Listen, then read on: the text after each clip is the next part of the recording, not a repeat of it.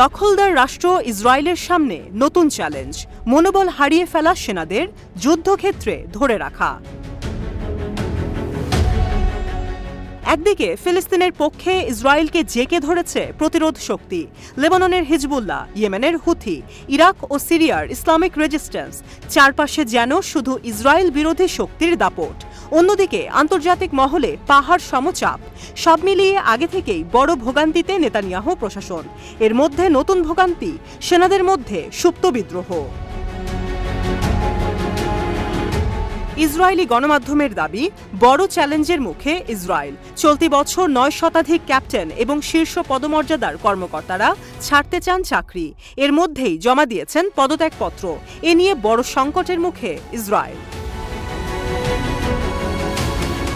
মূলত উত্তরাঞ্চলে নজিরবিহীন ক্ষয়ক্ষতির কারণে যুদ্ধক্ষেত্রে জীবন নিয়ে ভয়ে আছেন সেনারা।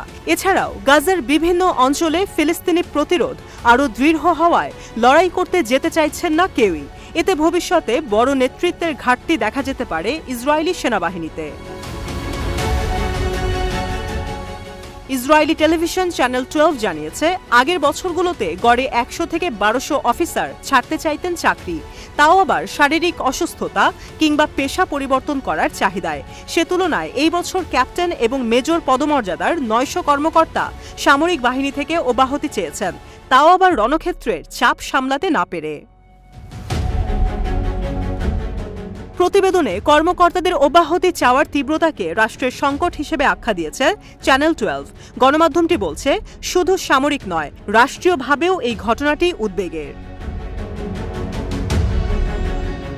এর পাশাপাশি কাঁধে ভর করেছে নতুন সমস্যা।